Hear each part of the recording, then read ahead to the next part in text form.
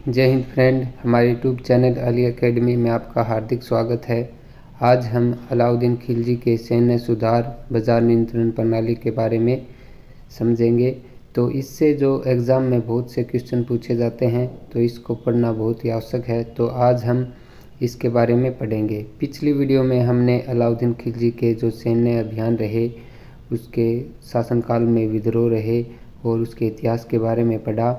तो आज हम सैन्य सुधार ये हमारा अलाउद्दीन खिलजी के बारे में सेकंड वीडियो है। तो अगर आपने फर्स्ट वीडियो नहीं देखा है तो प्लीज़ उसे देखें। तो अब हम स्टार्ट करते हैं इसके सैन्य सुधार से। तो सैन्य सुधार के बारे में इसके बारे में बहुत से क्वेश्चन पूछे जाते हैं। तो इसको हम समझते हैं कि सैन्य सुधार में अगर हम देखें, इसने प्रथम सुल्तान जिसने केंद्रीय सेना रखी, यानी किसी के सुल्तान के पास अगर हम पीछे के सुल्तान देखेंगे, उन्होंने कोई केंद्रीय सेना नहीं होती थी। सिर्फ जब युद्ध होता था तभी सैनिकों की बहाली होती थी और आक्रमण के लिए करते थे। लेकिन अगर हम देखें इसने अपनी केंद्रीय सेना रखी और इसने जो 100 सैनिकों की समूह है उसको तुमन कहा। जैसे अगर हम वर्तमान में देखें तो जैसे रेजिमेंट होते हैं, टुकड़ी होती है, भाई इतने सैनिक इसकी रेजिमेंट हैं। तो उसी तरीके से पहले अगर हम इसने देखें कि 100 सैनिकों का इसने एक समूह बनाया और जिसे इसने तुमन कहा। फिर इसने देखें नगद वेतन की शुरुआत की। तो ऐसा पहला सुल्तान जिसने नगद वेतन की शुरुआत की तो अलाउद्दीन खिलजी था। और इसके हम देखें सैन्य सुधार के बारे में, बाजार नियंत्रण प्रणाली के बारे में, इसके जो 20 वर्ष तक इसने जो शासन रहा, तो ये संतुलित काल का सबसे महत्वपूर्ण शासन काल माना जाता है।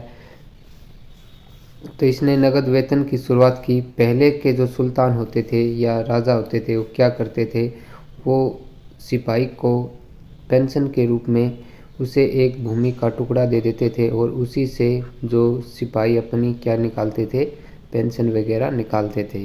लेकिन सुल्तान ने इसके विपरीत नगद वेतन की शुरुआत की, उसे भूमि न देकर। तो अगला है इसके बारे में समझे हम, उसने सैनिकों को हुलिया लिखने का शुरू किया। तो ऐसा प्रथम सुल्तान जिसने सैनिकों का हुलिया लिखने का जो है वो स्टार्ट किया। उस टाइम में कोई आइडेंटिटी कार्ड तो बनता नहीं था या कोई फ़ोटो तो नहीं थी कि फ़ोटो खींच कर उसका आइडेंटिटी कार्ड पर लगा दिया। तो इस तरीके का इसने क्या किया कि सैनिक का हुलिया लिखना स्टार्ट किया कि ये हमारा ही सैनिक है। कैसे, जैसे अगर हम देखें भाई कि उसकी हाइट क्या है, उसके बाल कैसे हैं, उसका रंग कैसा है, उसके चेहरे पर क्या निशान है, जैसे तिल हो गया, कान बड़े हैं, नाक छोटी है। इस तरीके का हुलिया लिखने की स्टार्ट किसने की थी, सैनिकों का, ये अलाउद्दीन खिलजी ने किया था। और जैसे अगर हम देखें, जैसे सैनिकों की कॉपी हो सकती थी या कोई दूसरी दुश्मन का भी सिपाही उसमें आ सकता था। तो इसी तरीके से कोई घोड़े दागने की प्रथा शुरू की, यानी कोई अगर सिपाही है वो दोबारा अपने घोड़े का लाभ ना उठा सके। यहाँ से अगर इस टुकड़ी में उसमें नाम भी लिखवा दिया और कोई दूसरी टुकड़ी है सेना की उसमें भी लिखा लिया। तो इस तरीके से रोकने के लिए इसने क्या किया, घोड़े की दागने की प्रथा शुरू की। यानी घोड़े पर उस पर एक प्रकार का बेंच लगा दिया जाता था ताकि घोड़े की पहचान हो सके कि ये घोड़ा रजिस्टर हो चुका है। तो इस तरीके की इसने स्टार्ट किया। फिर इसने आरिज़ मुमलिक एक सैन्य अधिकारी की नियुक्ति की और इसने एक अस्पा, यानी जो एक घोड़े वाले के सैनिक को कहते थे, जिसके पास 2 घोड़े हैं उसे 2 अस्पा कहा जाता था। तो इस तरीके से इसने नामकरण अपने सैनिकों सिपाहियों का किया था। जो सैन्य अधिकारी थे आरिज़ मुमलिक, इसका जो कार्य अगर हम देखें तो इसका कार्य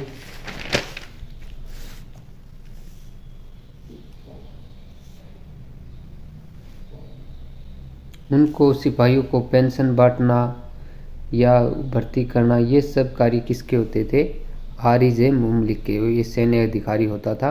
तो इसके कार्य भी आपको याद रखने हैं। अगला हम देखते हैं, वेरी इंपॉर्टेंट, इसकी जो बाजार नियंत्रण प्रणाली है। अगर हम देखें भारत देश में अब ये चीज़ें सभी अपनाई जाती हैं क्योंकि इतनी महत्वपूर्ण चीज़ें हैं ये। जैसे अगर हम देखें इसकी जो बाजार नियंत्रण प्रणाली है, इसने बाजार पर इतना कंट्रोल किया था कि 20 वर्षों तो किसी वस्तु के दाम न बढ़े और न ही घटे। तो इस तरीके से इसने अपने बाज़ार पर नियंत्रण किया और इसने जमाखोरी और जो कालाखोरी मतलब कम तोलना, ये सभी पर इसने पूरी तरीके से नियंत्रण किया था।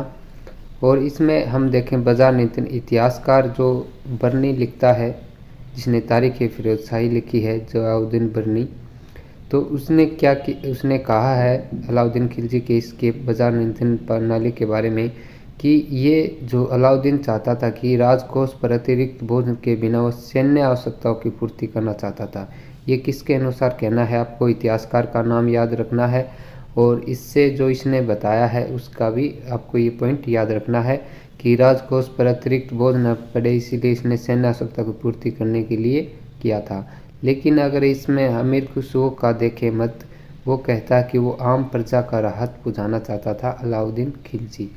तो इस तरीके से आपको दोनों के मत याद रखने हैं। अगर सीधा पूछा जाए तो आप ये सीधे ये ज़्यादा इम्पोर्टेंट माना जाता है कि वो आम प्रजा को राहत पहुँचाना चाहता था। अलाउद्दीन खिलजी ने बहुत से विभाग बाज़ार नियंत्रण प्रणाली के लिए स्थापित किए, उनके लिए अधिकारी बनाए। और अगर हम देखें तो इसने बाज़ार थे वो 4 प्रकार के भागों में बांट दिए। पहले जो बाज़ार थे वो एक ही प्रकार के बाज़ार होते थे, उसी में कपड़ा मिल सकता था आपको, मवेशी भी, अनाज भी वहीं से। नहीं, फिर इसने ऐसा नहीं किया। जैसे अगर हम वर्तमान में भी देखें तो हमारे लिए वर्तमान में अनाज मंडी अलग होती है, सब्ज़ी मंडी अलग होती है, कपड़ा और ऐसी चीज़ें अलग होते हैं। तो इस तरीके से पहले ही अलाउद्दीन खिलजी ने इसको बना दिया। तो आप इसमें देख सकते हो फ्रेंड, अगर ये चीज़ें होंगी तो आप आसानी से, हम बाज़ार से कोई भी आसानी चीज़ ले सकते हैं और सभी भीड़ या उस चीज़ों से भी इसमें आराम पा सकते हैं। तो इस प्रकार की हम देखें तो ये प्रणाली किसने स्टार्ट की थी, अलाउद्दीन खिलजी ने। तो इसने 2 विभाग बनाए, सहना मंडी। इसका कार्य क्या था, बाज़ार का प्रमुख होता था ये, बाज़ार में कालाखोरी इन चीज़ों को रोकता था। दीवान ए रियासत, ये भी एक विभाग है, इसको हम चर्चा आगे करेंगे। तो दीवान ए इसका क्या था कि बाज़ार व्यापारियों पर ये नियंत्रण रखता था। तो बाज़ार थे वो 4 प्रकार के होते थे। तो आपको ये सभी 4 प्रकार के याद रखने हैं कि इसमें क्या वस्तुएं कैसी मिलती थी और इसके अधिकारी कौन होते थे। अनाज मंडी, इसका अधिकारी होता था सेना ए मंडी, जो मैंने पहले चर्चा की। तो अनाज मंडी में आपको जैसे अनाज, कोई भी मोटा अनाज, गेहूँ, दाल, चना, ये सब ले सकते थे। और इसमें अगर आप देखें चीनी और घी, ये वस्तुएं, चीनी और घी, उस टाइम में अगर आप देखें घी के दाम कम थे चीनी की बजाय, यानी चीनी महंगी मिलती थी घी की तुलना में। आज वर्तमान में आप देख सकते हो घी तो बहुत महंगा है और चीनी सस्ती है। और इसमें देखें सराय अदल, ये क्या होता था, ये सरकारी सहायता प्राप्त बाज़ार था। इसमें अगर आप देखो विदेश से कोई कपड़ा मंगवाते हो या इस प्रकार का बाज़ार था। और इसमें जो परवानवीज एक अधिकारी होता था, परवानावीज अगर आपको दिखाई नहीं दे रहा है तो मैं लिख देता हूँ, परवानावीज क्या होता था, इसका अधिकारी होता था। और ये अगर आप सामान लेते हैं तो उसको आपको पक्का बिल बना के देना होता था व्यापारी को, कि वो अगर सामान लेके कहीं से महंगे दामों में अलग बाज़ार में ना बेच दे, इस तरीके से इसको बिल बनाना होता था। तो इस तरीके से अलाउद्दीन खिलजी ने जो है बाज़ार पर नियंत्रण प्राप्त किया था। फिर देखें तीसरा बाज़ार, इसका घोड़ा दास मवेशी का बाज़ार। घोड़ा दास मवेशी का बाज़ार, इसमें क्या है, मित्रने दलाल के अधीन था ये। और इसमें अगर आप देखो घोड़े भी ले सकते थे, कोई मवेशी पशु हैं, दूधारू पशु हैं, या दास भी इस बाज़ार से खरीद सकते थे। घोड़े के दाम उस टाइम में अगर आप देखो 130 टका अच्छा घोड़ा मिल जाता था, 130 टका, 125 टका, इतनी उस टाइम में कीमत होती थी घोड़ों की। अगर गुलाम की देखें हम उस टाइम में, तो गुलाम आपको 30 टका या 20-25 टका में आराम से घरेलू जो है गुलाम मिल जाता था। अगर आप और उसके लिए लेना चाहते हो तो वो उसके लिए महंगे दाम होते थे। घरेलू दास थे वो इतने दाम में मिल जाते थे।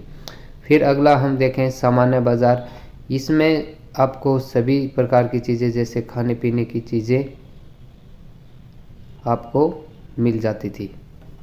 दीवान रिसात जैसे जो खाने पीने की चीज़ें होती हैं, जो घरेलू चीज़ें होती हैं, वो किस मंडी में मिलती थी? सामान्य बाज़ार में। इसे दीवान रियासत के अधीन रखा गया है। तो इसका अधिकारी दीवान रियासत होता था। फिर आगे हम जो इसके विभाग के बारे में चर्चा करते हैं।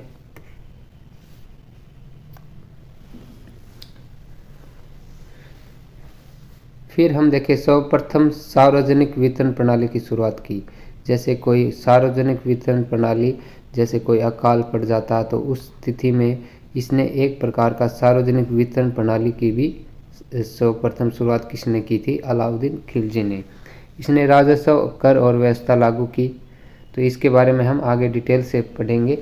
तो पहले मैं और विभागों के बारे में चर्चा कर देता हूँ। दीवान ए विजारत, दीवान ए, ये आगे है, सॉरी फ्रेंड, मैं इसको आगे चर्चा करूँगा। चलो इसमें अब है दीवान ए मुस्तखराज। ये एक राजस्व विभाग होता था। किसानों से बकाया भू राजस्व वसूल करना, यानी किसी किसान के पास बकाया रह जाता था या उससे ज़्यादा आ जाता था तो वो क्या करते थे? उसको भू राजस्व वसूल करते थे। दीवान ए मुस्तखराज ये राजस्व विभाग होता था। तो आपको ये चीज़ें ज़रूर याद रखनी है। तो इसमें जो अलाउद्दीन खिलजी ने कई प्रकार की भूमियों को अलग अलग बांटा है, तो आपको याद रखना है। इसमें जो इसके नाम हैं वो याद पूछे जाते हैं एग्ज़ाम में। जैसे मैं इसमें देखूं, इसने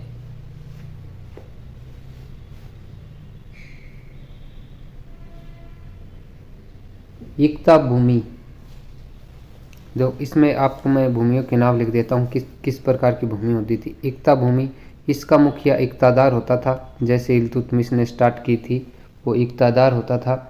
फिर देखिए खालसा भूमि। खालसा भूमि जो दोआब क्षेत्र था गंगा यमुना के बीच में, कई क्षेत्र ऐसे थे जो सरकार के सीधे कंट्रोल में थे, तो ये केंद्रीय इसका वो था। तो खालसा भूमि कैसी होती थी? जो सरकार सुल्तान के सीधे कंट्रोल में थी। तो इस पर सुल्तान की एक किस्म से आप कह सकते हैं सुल्तान ही की भूमि थी, तो इसे खालसा के नाम से जाना जाता है। फिर देखें उर्सी भूमि। तो उर्सी भूमि होती थी, ये तुर्की मुसलमानों के पास होती थी, और इसे उर्सी भूमि में तुर्की मुसलमान होते थे। तो इसमें उनको सिर्फ अपनी उस कर के रूप में 10% देना होता था।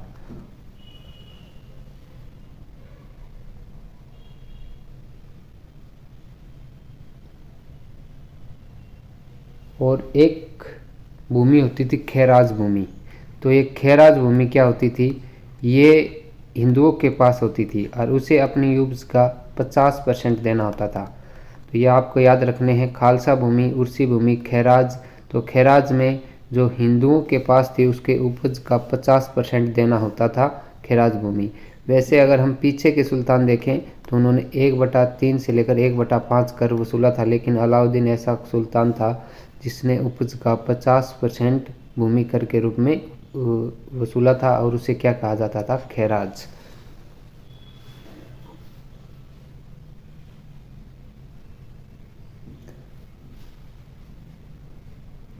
और एक प्रकार की इनाम व वक्फ भूमि होती थी, वो मुक्त कर होती थी, यानी किसी को उपहार में दे दी जाए। जैसे एक इसको भूमि को नाम कहते थे इनाम या आप कह सकते हो वह वक्फ भूमि। तो वक्फ भूमि बिना कर मुक्त, जैसे कोई सुल्तान किसी अच्छा कोई अगर साहित्यकार है या उसको भूमि दे देता था तो वो इनाम व वक्फ भूमि कहलाती थी, और इस पर कोई भी टैक्स उसे देना नहीं होता था सुल्तान को। तो इतनी प्रकार की इसने भूमि बांटी थी और इन्हें अलग अलग प्रकार के टैक्स इस पर लगाए थे। और इसके हम टैक्स के बारे में चर्चा करें, जो इसका आमिल अधिकारी होता था, आपको याद रखना है, आमिल जिसे आमिल कहते हैं, वो क्या करता था? वो जो कर एकत्रित करने वाला अधिकारी होता था। आमिल कौन होता था? कर एकत्रित करने वाला अधिकारी होता था।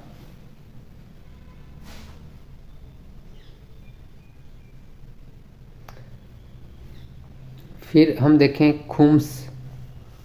खुम्स क्या होता है? खुम्स होता है जैसे किसी, अगर मान लेते हैं अलाउद्दीन की खिलजी सेना ने किसी दूसरे क्षेत्र पर अधिकार कर लिया, वहाँ से धन लूटा सैनिकों ने, तो उसमें क्या होता था, खुम्स का होता लूट का धन। इसमें जो सैनिक होते थे वो 1/5 लेते थे और 4/5 किसके अधिकार में होता था, ये होता था सुल्तान के पास, जो राजकोष में जाता था, या इसे आप 80% भी कह सकते हो, और या ये 20%। यानी इससे जो पहले सुल्तान थे उन्होंने विपरीत था। पहले सुल्तान क्या करता था, 20% लेता था और सैनिक क्या करते थे, 80% लेते थे। लेकिन इसने सुल्तान ने, अलाउद्दीन खिलजी ने इसको चेंज कर दिया और अपने राजकोष में 80% कर दिया और सैनिकों के अधिकार में 20%। तो ये भी आपको याद रखना है, इसे कहते हैं खुम्स, यानी लूट का धन। फिर इसने हम देखें, इसने जजिया कर, एक ज़कात होता था, ज़कात, ये मुसलमानों के पास लिया जाने वाला धन होता था। इसे आय का 2.5% या 2.5% जो धनी मुसलमान थे उनसे लिया जाता था, और या फिर इसे 1/40 भी कह सकते हो आप। अपनी आय का 1/40% किसको देना होता था, सुल्तान को। तो इसमें क्या होता था, ये ज़कात पर अधिकार गरीबों का होता था। ये सुल्तान इस पर जो अमीरों से लेकर गरीबों में देना होता था। आज भी अगर हम देखें भारत मुस्लिम में, अगर आप ईद उल फितर, ईद का त्यौहार जानते हो, उसमें ज़कात ली जाती है, ज़कात देते हैं सभी मुसलमान। उसमें अपनी पूरी साल की जो आमदनी है उसमें से अपना 2.5% निकालते हैं और गरीबों में देते हैं। तो ऐसे पहले भी था ये ज़कात। आप ये नहीं समझें कि ये इसी अलाउद्दीन खिलजी ने स्टार्ट की थी। ये अगर हम देखें इस्लाम धर्म का, अगर 5 जो ज़रूरी होती हैं, फ़र्ज़ होते हैं, वो उसमें शामिल है ज़कात। ठीक है, तो ये जो मोहम्मद साहब हैं उन्हीं के काल से ये चीज़ें शुरू की गई थी। तो ये ज़कात होता है। फिर हम देखें एक जजिया कर होता है, ये भी एक धार्मिक कर है। जजिया कर ये गैर मुसलमानों से लिया जाने वाला कर था, जैसे हिंदुओं से जजिया कर। तो इसमें जजिया कर में क्या था, जो क्षत्रिय होते थे, क्षत्रिय, उनसे 40% धार्मिक कर के रूप में लिया जाता था, और वैश्य जो जाति थे उनसे 20%, और जो शूद्र जाति थी उससे 10% धार्मिक कर के रूप में लिया जाता था। अगर हम देखें इसमें जो ब्राह्मण थे वो इस जजिया कर से मुक्त थे। और सबसे पहले अगर किसी ने जजिया कर लगाया था, वो किसने लगाया था, फिरोज शाह तुगलक ने, जो तुगलक वंश का शासक है, उसके बारे में हम आगे पढ़ेंगे। तो ये आप इसके बारे में कर समझ गए होंगे। तो इतने कर इसने अलाउद्दीन खिलजी ने लगाए थे। फिर इसने 2 नए कर लगाए जो किसी भी सुल्तान ने पहले नहीं लगाए थे। एक तो चरी कर और एक घरी कर। चरी कर कौन सा कर होता है, जो व्यक्ति तबेले चलाते थे, तबेले कह सकते हो, या पशु, बहुत सारे पशु रखते थे, तबेले चलाते थे, उनसे लिया जाता था। क्योंकि वो जंगल में पशु चराते थे, तो उसके रूप में जो सुल्तान है वो उस पर क्या लेते थे, चरी कर। और एक होता है गरी कर। गरी कर ये उन धनवान व्यक्तियों से लिया जाता था जिनके बड़े बड़े घर थे, तो उन्हें हाउस टैक्स देना होता था, हाउस टैक्स भी कह सकते हो आप। तो ये 2 नए प्रकार के कर किसने स्टार्ट किए थे, अलाउद्दीन खिलजी ने। अगर हम देखें तो इतने प्रकार के कर लगाकर इसने अपने राजकोष को भरा था, ताकि इतनी बड़ी सेना का वो खर्चा उठा सके। तो इसी प्रकार आप समझ सकते हो, तो इन तरीके से इसने टैक्स वसूला था। और इसने दोआब की भूमि को खालसा भूमि में बदल दिया। ये मैंने पहले बताया था। खालसा भूमि कौन सी होती है, जो सीधे सुल्तान के अंडर कंट्रोल में रहती थी। तो इसने दोआब की जो भूमि थी उसे किस में बदल दिया था, खालसा भूमि में बदल दिया था। और विभागों के बारे में चर्चा करें हम, दीवान ए विजारत, ये एक वित्त विभाग होता था, ये वजीर के अधीन होता था। और सुल्तान का निकटतम अगर सबसे सहयोगी देखें तो ये वजीर ही होता था। और जो अलाउद्दीन खिलजी का वजीर था वो कौन था, ख्वाजा खातिर। आपको इसका नाम भी याद रख सकते हैं, ख्वाजा खातिर। और ये ख्वाजा खातिर देखें तो तो ये जो जलालुद्दीन फिरोज खिलजी थे उन्हीं का भी ये वज़ीर था। फिर हम देखें दीवान ए रसालत, ये एक विदेश विभाग था। इसमें अगर हम देखें जो डाक विभाग एक प्रदेश से दूसरे प्रदेश में जाने का कार्य किन के पास होता था, विदेश विभाग के पास। दीवान ए ईसा, ये शाही सचिवालय था, ये दबीर इसके सचिव थे। ये होती थी दीवान ए ईसा, ये इसमें जो सरकार के जो सुल्तान के जो कार्यालय हैं या उसके देखें, ये तो होता था फ्रेंड दीवान ए रिसालत जनता के लिए। और ये है शाही जो सचिवालय था, ये जो आदेश और पत्राचार सुल्तान के होते थे एक देश से दूसरे प्रदेश के पहुँचाने के लिए ये विभाग बनाया गया था। और इसके अलाउद्दीन खिलजी के बारे में अगर इसके प्रांतों की संख्या देखें तो कितनी थी, तो 11 संख्या होती थी। और प्रमुख प्रांतों का प्रमुख मुक्ता या वली कहते थे, इसे मुक्ता या वली कहते थे, या इसे प्रांतपति भी कहते थे। आपको याद रखना है प्रांतपति। तो ये कौन होते थे, जो प्रांत होते, इसके काल कितने थे। प्रांत को आप एक किस्म से स्टेट कह सकते हो। आज के टाइम में जो प्रांत है वो उसे क्या कहते हैं, स्टेट या राज्य।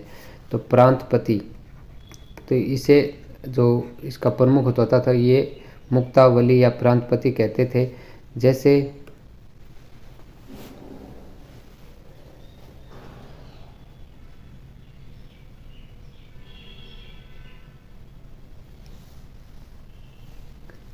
और ज़िले का जो प्रधान है वो अमीर या साहना कहते थे। अगर हम देखें ज़िले का जो प्रधान होता था, ज़िले का प्रधान, तो उसे कहते थे अमीर या साहना। और गांव का जो प्रधान होता था उसे मुखिया कहते थे। तो आप ये याद रख सकते हैं। प्रांत का जो मुखिया होता था मुक्ता या वली कहते थे, और ज़िले का प्रधान को अमीर या साहना कहते थे, और जो गांव का प्रधान होता था उसे क्या कहते थे, मुखिया।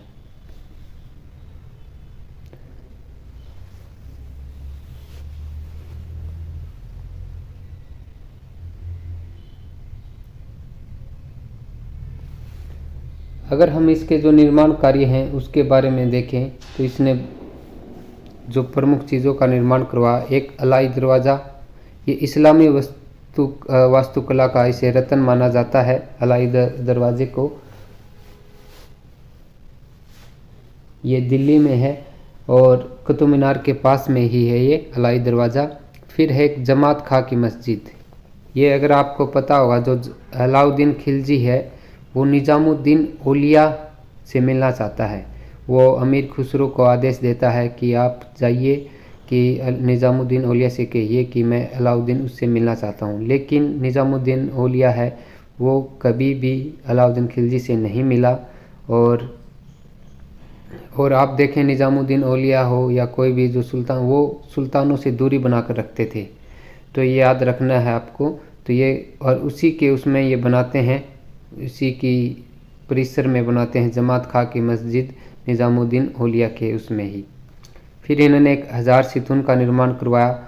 हौज अलाई का निर्माण कराया जो दिल्ली, ये भी दिल्ली में एक तालाब है। तो इस हौज अलाई का निर्माण किसने करवाया था, अलाउद्दीन खिलजी ने। इन्हें एक अलाई मीनार बनवाई। अलाई मीनार इसने जो है कुतुब मीनार है उसी के पास में बनाई थी। कहा जाता था कि ये अलाई मीनार कुतुब मीनार से भी ऊंची होगी और इसके आगे कुतुब मीनार फीकी पड़ जाएगी, लेकिन ऐसा नहीं हो सका। और ये जो अलाई मीनार है आज भी कंस्ट्रक्टेड यानी प्रोटेक्टेड है, आधी अधूरी है। अगर आप जो कुतुब मीनार देखें तो आप उसी के बगल में देख सकते हो ये अलाई मीनार। तो आज भी प्रोटेक्टेड है, ये आधी अधूरी है।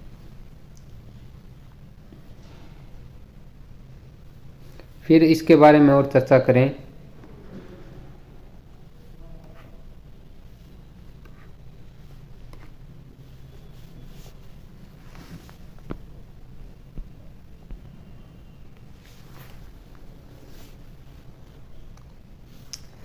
तो मंगोल के प्रति इसने रक्त और लोह तलवार की नीति अपनाई। आपको पता होगा रक्त और लोह की नीति बलबन ने अपनाई थी। और इसने अगर देखें अलाउद्दीन खिलजी ने, इसने कौन सी नीति अपनाई थी, रक्त और तलवार की नीति अपनाई थी। इसने पुराने किलों की मरम्मत और नए किलों का निर्माण करवाया। इसने मंगोलों से बचने के लिए जैसे बलबन ने भी बनवाए थे उनकी तो मरम्मत करवाई और इसने और भी नए किलों का निर्माण करवाया। इसने नए हथियार निर्माण के लिए कारखानों का भी निर्माण करवाया।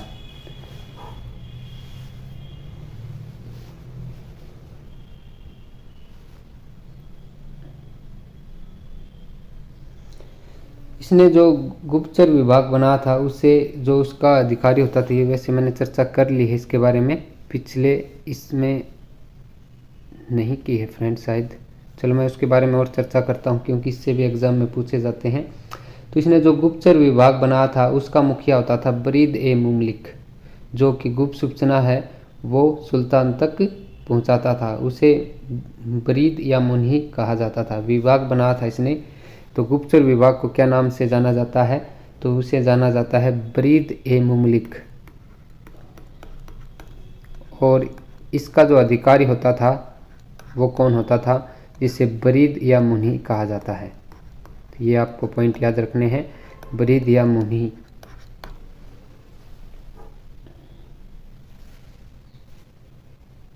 इसने पुलिस व्यवस्था की स्थापना की और पुलिस का जो अधिकारी होता था उसे क्या क्या कहा जाता था, कोतवाल। तो इसने पुलिस विभाग की भी स्थापना की। अगर अपने क्षेत्र में जो ठग या उसको रोकने के लिए, नियंत्रण के लिए इसने पुलिस व्यवस्था की स्थापना की और इसके मुखिया को क्या कहा जाता है, कोतवाल। जैसे आज भी कोतवाल का वर्ड यूज करते हैं पुलिसों के लिए। और इसने न्याय व्यवस्था की शुरुआत की।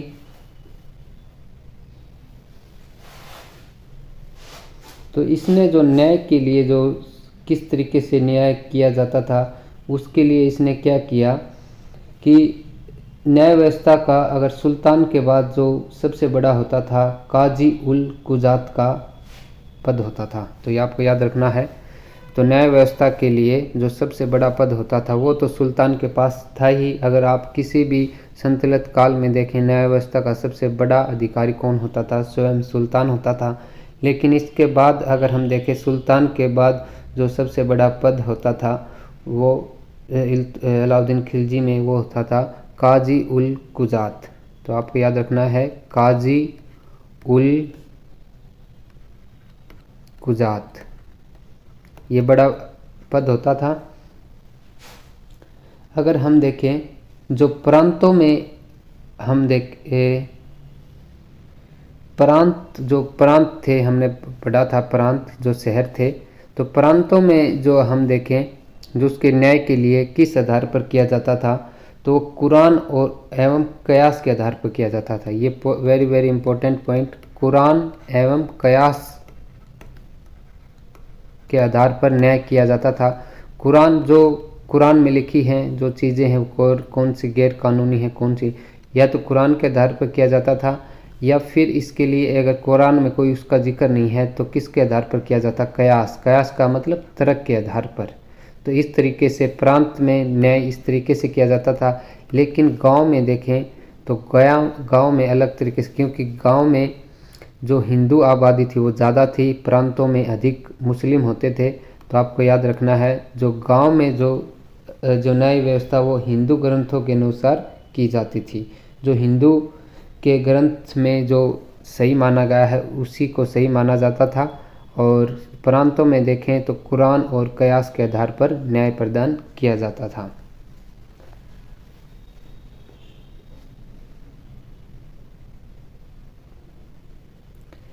अगर इसके साहित्यकार के बारे में, इसने जो अलाउद्दीन खिलजी ने 46 जो साहित्यकारों को अपने दरबार में आश्रय दिया था, 46 साहित्यकारों को, और जिसमें इसने अपना प्रमुख दरबारी कवि बनाया था वो बनाया था अमीर खुसरो को। तो ये भी आपको पॉइंट याद रखना है, अमीर खुसरो इसका प्रमुख दरबारी कवि होता था। और जिसने खुजाइल नाम की जो ग्रंथ है वो भी किसने लिखा था,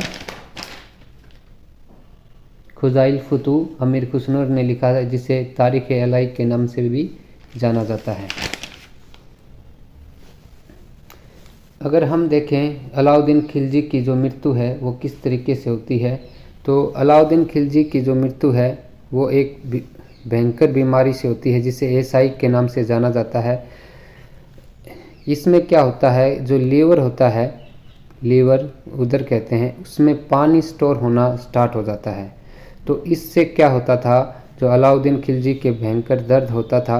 और एक बार तो क्या इसमें इतिहासकारों ने लिखा है कि ये अपने पास जो इसके जो मलिक काफूर हैं उनको अपने पास बुलाते हैं और कहते हैं कि इसमें मेरे ये दर्द सहा नहीं जाता, आप मेरी गर्दन काट दें। लेकिन मलिक काफूर ऐसा नहीं करता है और इसकी जो है इसी बीमारी से इसकी मृत्यु होती है।